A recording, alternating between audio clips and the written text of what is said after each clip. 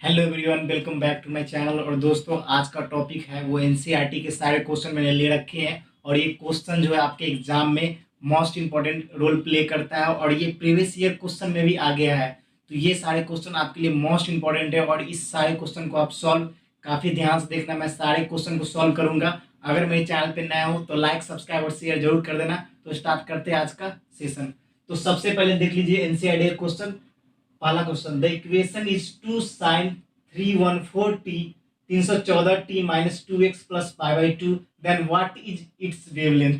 इसका वेवलेंथ क्या होगा अगर ये इक्वेशन दे रखा है। अगर दोस्त आप सॉल्व करना चाहते हो तो जल्दी सॉल्व करके मुझे कमेंट सेक्शन में जरूर बताना। तो मैं स्टार्ट करता हूँ। तो देख लीजिए, पहले इक्वेशन लिखेंगे। क्वेश्चन नंबर 1 की बारी है। इक्वेशन लिखेंगे 2 sin 314t minus 2x plus pi by 2 और आपको वेवलेंथ निकालना है। कुछ नहीं करेंगे, आप इस इक्वेशन को देख के कुछ अंदाजा लगा सकते हैं। 2 साइन ओमेगा टी माइनस के एक्स प्लस पाई बाई 2, ये तो आप देख के।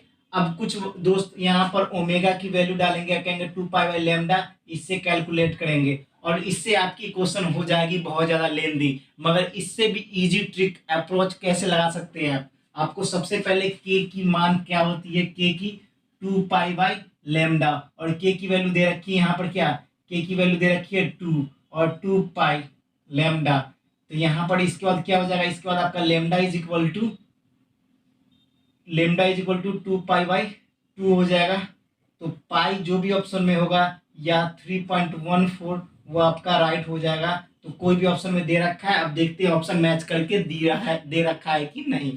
तो सबसे पहले देखिए, पहला में ए पाई दे रखा है, दूसरा में 3.14, सी में 314, डी में 31.4 31.4 और ई में बोथ ए एंड बी। तो हमको झट से ये टिक नहीं मारना कि सर पाई मार दूंगा, सर बी मारूंगा 3.14। नहीं दोस्तों, सारे ऑप्शन पहले देखेंगे, उसके बाद आपका जो राइट होगा वो ई होगा। दोनों पाई की वैल्यू भी 3.14 होती है और बी की वैल्यू भी 3.14 दे रखी है। तो आप दोनों सही है, इसलिए मैंने both A and B tick मारा। अब क्वेश्चन नंबर 2 पे आते हैं। बहुत ही इंपॉर्टेंट और बहुत ही इंपॉर्टेंट कॉन्सेप्चुअल क्वेश्चन है। Mobility of free electrons in a conductor is, मान लीजिए mobility of free electrons in a conductor क्या होगा। डायरेक्टली प्रोपोर्शनल टू हीट होता है, उसका डायरेक्टली प्रोपोर्शनल टू टेम्परेचर होता है, directly proportional to relaxation time. जब भी आपको मोबिलिटी ऑफ फ्री इलेक्ट्रॉन्स पूछे, आपको ये चीज हमेशा याद रखना है। ये आपको हमेशा याद रखना है क्या, जब भी आपसे पूछे mobility of free electrons in a conductor, तो वो डायरेक्टली प्रोपोर्शनल होता है किसके, रिलैक्सेशन टाइम के। रिलैक्सेशन टाइम के डायरेक्टली प्रोपोर्शनल होता है, ये आपको याद कर लेना है। ये कॉन्सेप्ट वाला क्वेश्चन जितने हैं सारे एनसीईआरटी के बुक से मैंने छान कर ले रखे हैं। उसके बाद थर्ड क्वेश्चन पे आते हैं। थर्ड क्वेश्चन है बहुत इजी, मगर बहुत सारे बच्चे अभी भी इसमें कंफ्यूज हो जाते हैं। एग्जाम में अगर पूछ दिया जाए तो वो गलत कर देते हैं। देखिए, the condition validity for Ohm's law is, मतलब ओम्स लॉ के लिए कौन सा कंडीशन जो वो वैलिड करता है। बहुत सारे बच्चे कहेंगे सर टेम्परेचर वैलिड करता है, कुछ बोलेंगे टेम्परेचर कांस्टेंट होता है, sir volume change in volume is equal to 0 होता है, change in heat is equal to 0 होता है। तो आप याद रखें, सीधा ओम्स लॉ में हमेशा आपका जो टेम्परेचर होगा वो कांस्टेंट होगा। ओम्स लॉ में टेम्परेचर जो होगा वो कांस्टेंट होगा, इसीलिए ओम्स लॉ वैलिड इसी रीजन की वजह से है। तो यहाँ पर कंडीशन वैलिड क्या है, validity of Ohm's law temperature is equal to constant. अब आता है कुछ अच्छा और important question. At a certain place, question number 4, at a certain place horizontal component of earth magnetic field is root 3 times of the vertical component। मतलब horizontal component आपका जो है root 3 times of vertical component के है। Then angle of the dip at that place, मतलब उसका dip angle क्या होगा वो फाइंड करना है। और कैसे फाइंड करोगे, बहुत सारे बच्चे इसमें कंफ्यूज है, सर हॉरिजेंटल वर्टिकल मुझे फॉर्मूला याद नहीं है। बहुत सारे बच्चे मैग्नेटिक फील्ड ऐसे ही छोड़ देते हैं क्योंकि उनको है बहुत सिंपल, इससे क्वेश्चन बहुत ही सिंपल आता है, मगर बच्चे इससे डरते हैं। लेकिन मैं देखिए कैसे सॉल्व करवाता हूँ, इसको मैं इरेज करता हूँ। अगर क्वेश्चन नंबर 1 नोट डाउन कर लिया है तो जल्दी जल्दी से कर लो, और नहीं किया है तो जल्दी से कर लो नोट डाउन, नहीं तो मैं इसको इरेज करता हूँ। देखिए क्वेश्चन नंबर 4 कैसे सॉल्व करते हैं, मैं इसको इरेज कर रहा हूँ। उसके बाद क्वेश्चन नंबर 4 पे आते हैं। तो देखिए कितने आसानी से होगा क्वेश्चन नंबर 4। सबसे पहले क्वेश्चन की लैंग्वेज समझने की बात करते हैं। At a certain place horizontal component of earth magnetic field, मतलब अर्थ का मैग्नेटिक फील्ड है वो कितना है, अर्थ का मैग्नेटिक फील्ड √3 टाइम्स ऑफ, मतलब कह रहा है कि आपका जो हॉरिजॉन्टल कंपोनेंट है, हॉरिजॉन्टल कंपोनेंट है, मान लीजिए उसको किससे डोनेट करते हैं, बीवी और एगो बीएच, हॉरिजॉन्टल और वर्टिकल है। तो आपका जो है क्या, यहाँ पर वर्टिकल कंपोनेंट है √3 times of vertical component, vertical component के √3 टाइम्स है। तो हम ये भी तो लिख सकते हैं बीवी और 1 कितना √3 बीवी, ये तो लिख सकते हैं। तो देखिए कैसे सॉल्व करेंगे इसको। यहाँ पर देख लीजिए, सबसे पहले यहाँ पर क्या करेंगे, tan थीटा क्या वर्टिकल कंपोनेंट बटा में हॉरिजॉन्टल कंपोनेंट, और वर्टिकल कंपोनेंट सेम है आपका, उसका √3 टाइम्स है, तो बीवी बटा में √3। अब एक से ये कट गया 1/√3।